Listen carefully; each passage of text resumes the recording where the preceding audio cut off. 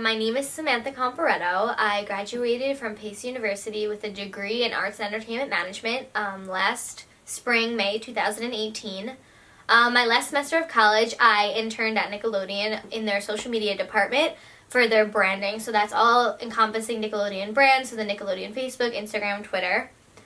And then once I graduated, I got offered a full-time position on their franchise team, which is all nostalgic brands for social media. So my position is social media publishing coordinator.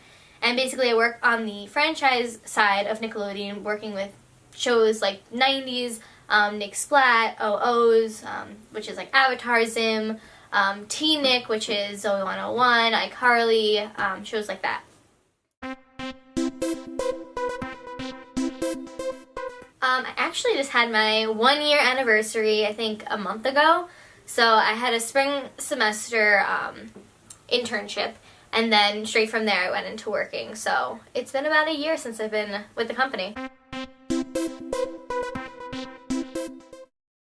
So we use a program called Spreadfast, which basically we have 106 accounts that I manage and I publish for.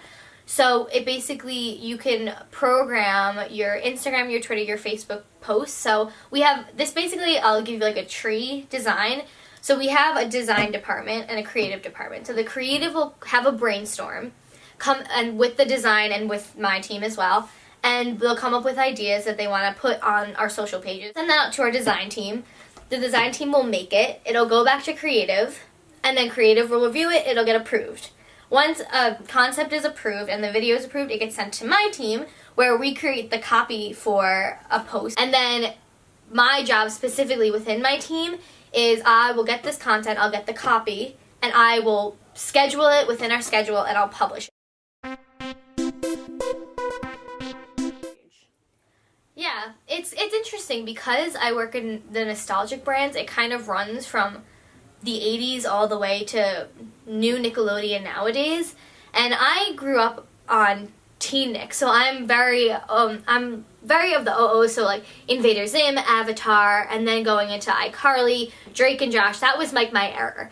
But if you have a lot of my managers and my directors, their era was the 90s and the 80s, so they're all Nickelodeon Guts and Hey Arnold and Doug and Ren and Stimpy. So it's interesting to see because when I was younger, like, they always come to me when, like, we have a creative director who does all the creative for Teen Nick, and she'll always come to me and one of my other friends who's within, like, the age range of, like, Teen Nick, and she'll be like, hey, like, do you have any good ideas for this? Because we were the ones who grew up on it. And it's similar, she'll run the Nick, the 90s Nick pages, and she'll know exactly what to write and know exactly what the fans of that page want to know because she grew up on those shows as well.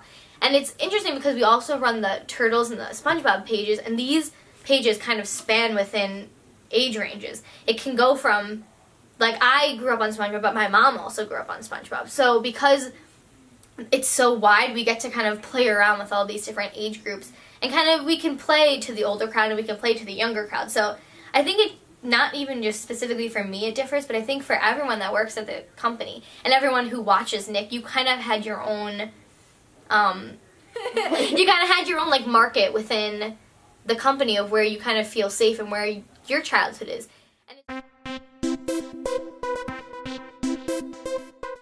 And yeah, I think it's definitely become a huge part of just culture nowadays, because even recently, Facebook, like last week, and Facebook, because Facebook owns Instagram, it just shut down. Like, you couldn't post anything, nothing new was getting posted, and we were like, oh, it's only going to last an hour, and it lasted a whole day and didn't reboot itself until the next morning. And I just remember everyone just, like, fled to Twitter, and they were like, what's going on? Like, is this the apocalypse? Like, that just shows how much, even me, I was like, what am I going to look at while I'm on the train? What am I going to scroll through? Because there's nothing new popping up. There's no new content. And we're constantly, nowadays, like, it's not just okay to have one ad on TV and everyone's going to see it. Like, I don't own a TV. Like, in my apartment, like, I don't have a TV. I don't own a TV. I strictly either watch things when they're streamed, or I have a Netflix, or I have a Hulu. So I think without social, it's really hard to connect with people. And I think an authentic connection is really super important when you're a brand, because nowadays people would just want to know everything about everyone. It's not okay to not have transparency. So I think if you're not on social and using those assets, you're kind of hiding your company from the people that would enjoy seeing what you're going to be creating. So I think when you have these accounts and you are engaging with fans daily, we have a person on our team that's solely hired to go on tweets and go on Instagram and go on Facebook and comment to people and engage with our fans and kind of figure out, like, in the comments what they want, what do they want to see, what do they want us to create. So I think nowadays, without it, your company is not going to be seen. Yeah, I mean, social media is all about connecting. It's about, reaching that fan base that you wouldn't normally get to reach. Because, I mean, in one SpongeBob video, we could get 20 million views in a week. You know what I mean? So to reach that number of people is crazy in that short amount of time. So I guess some advice I'd give is just kind of create content, create engaging pieces that people can interact with.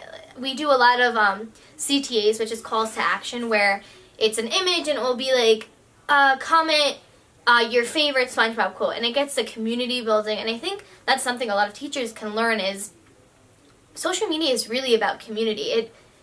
We have fan pages, and we're now on Facebook. You can actually a brand can go onto a fan page and actually communicate with the fan pages. They can start a watch party, so we can exclusively give them to watch an episode. And I think that's just the communication aspect of it. And I think teachers can take that and maybe creating like that community where people can communicate and even posting things where their students can share and just expand the learning for other students.